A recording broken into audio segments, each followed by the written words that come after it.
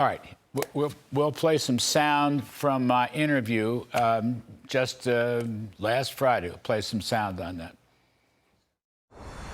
I mean, there's a difference. You're the tax cutter. You're trying for a new golden age in this country. She's a tax hiker. If you followed her policy, you will end up in a 1929-style depression. 100% certain. And companies will flee, and jobs will flee, and everything's going to flee. We're going to have you won't have a country left. And she's the only person I've ever seen that is campaigning on a massive tax hike. All right, now let's bring in Texas Congressman and Budget Chief Jodey Arrington to go along with Faulkender. Where are you, Faulkender? You're out there someplace in the ether zone. Anyway, we can do separate places. Chairman Jodey Arrington, thanks for coming on set, particularly. So, first point, I want to give Arthur Laffer a Nobel Prize. President Trump gave him the Presidential Medal of Freedom Award back in June 2019. Arthur Laffer's curve has predicted all these years that lower tax rates mean higher revenues, a combination of better economic growth and less tax avoidance. It's happened. And ironically, even with ballooning deficits under Biden, it's mostly ballooning spending. Ironically, corporate tax revenues after the Trump tax cuts are up 26%. By the way, income tax cuts under Trump, those are up, I don't remember right the number, but 12%. So Laffer's right again. That, among other reasons, is he, I believe, worthy of a Nobel Prize. But I want to ask you, as the budget chief, everyone is saying that Trump's tax cuts will worsen the budget deficit. There's a big story in the Wall Street Journal this morning. And no one seems to understand the Laffer curve. You understand it. You can beat up on the CBO any old time you want. Let's talk about Well, this. we have a blueprint to put the country and the people's government here in the United States on a path to balance. Central to that is growth. And you can't grow when you're thrusting the barrage of regulatory rigmarole on small businesses, the economic engine. You can't have your foot on the backs of the lifeblood of our economy, our energy producers, and you can't raise taxes, especially on the heels of COVID and the recovery that we have been trying to suffer to get back on our feet, but keep getting knocked down by dumb economic policies from this administration.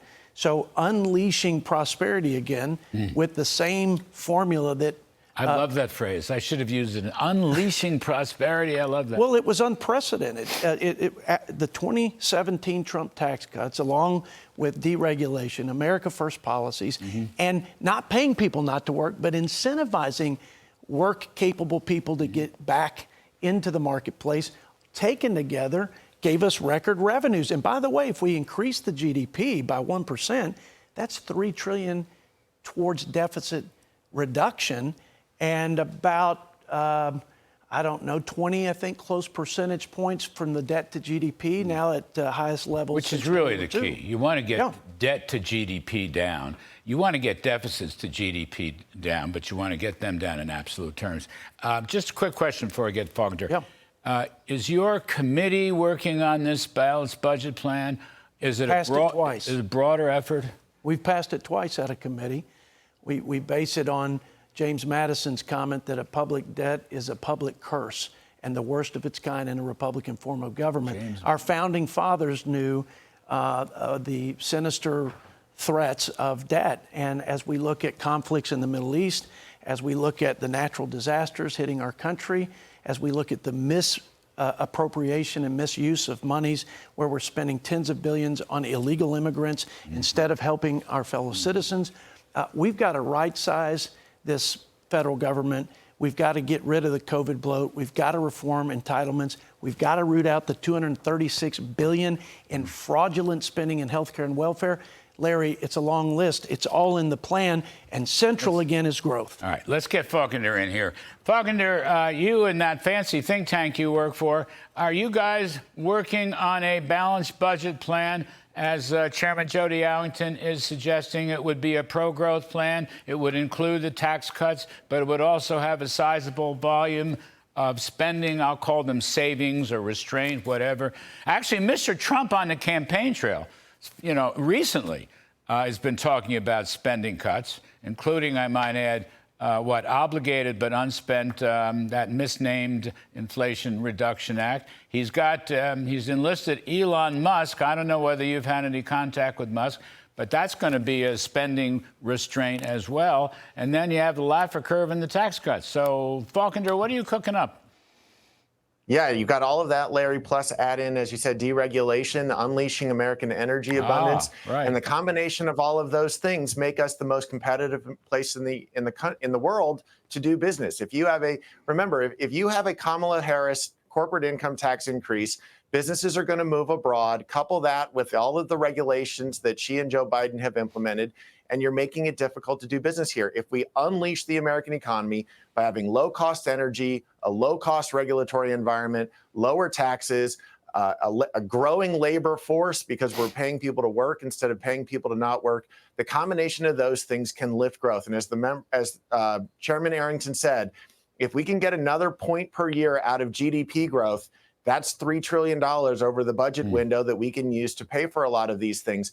Because if we can grow the base, we can have lower rates applied to it and still get record revenues, which is the record that we have had post-TICJA. If you go from 2% growth, actually the long-run baseline is, I think, 1.8 from CBO and from the Federal Reserve. So let's just think of it as 2. If you go from 2 to 3%, which should not be difficult, which Trump experienced, by the way, for quite a part of his administration. He did better than that. At one point, he had 4%. If you do all that, you'd have your $3 trillion. And Jodey Arrington, before we lose both of you guys, I just want to go back. When can you beat some sense into the Congressional Budget Office and the Joint Tax Committee, which, and I've been in this game. I was with the Fed during the 70s. I was at OMB in part of the 80s, and I was more recently in government.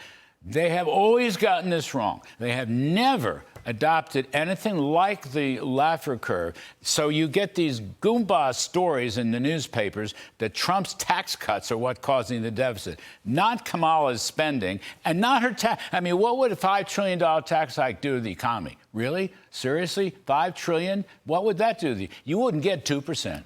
You'd get deep deficits in growth. Well, it's -2, -4. Who knows what you'd get? You're right.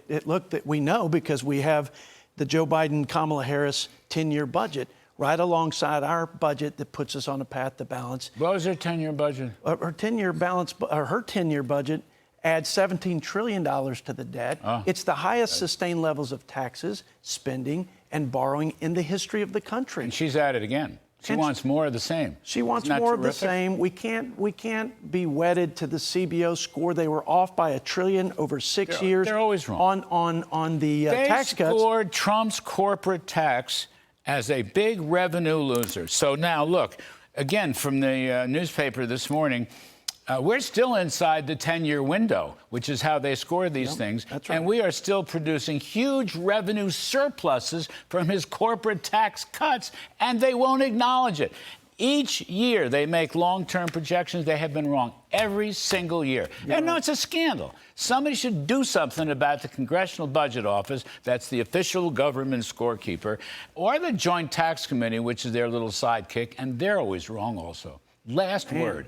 Do something. You're going to be chairman again? Slam him. Go after him. Well, listen, we can do what we think's right, and we have a lot of external validators. In fact, Goldman Sachs here said that the Green Energy Corporation tax subsidies that came out of the so-called Inflation Reduction Act were only going to cost $200 billion. Yes, didn't you love that? And instead, it will be closer to $1 trillion. Of course. So wrong again. So let's do what we know to be right. You talked about Art Laffer and the Laffer curve. Let's make the investment in growth.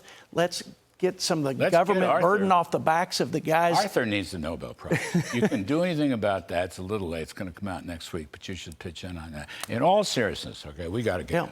But in all seriousness, the CBO and the Joint Tax Committee, the official government scorekeepers, need to be changed completely, top to bottom. I mean that sincerely. I mean, we were in those tax cuts for 2017. There's a 10-year window for scoring, all right? We're not there yet. Yep. This is 24. It's not 27. They were completely wrong thus far in mounting cumulative ways. They are wrong. Somebody should just, if you get them to testify in front of your committee, you put up a sign. Here's the numbers. A big poster, put it up on a stand. They're always wrong. This is one of my pet peeves. Yeah. Their scoring is not dynamic. It is not Laffer curve. I've got to get out. Mike Faulkender, Congressman Jodey Arrington, thank you ever so much. We appreciate it.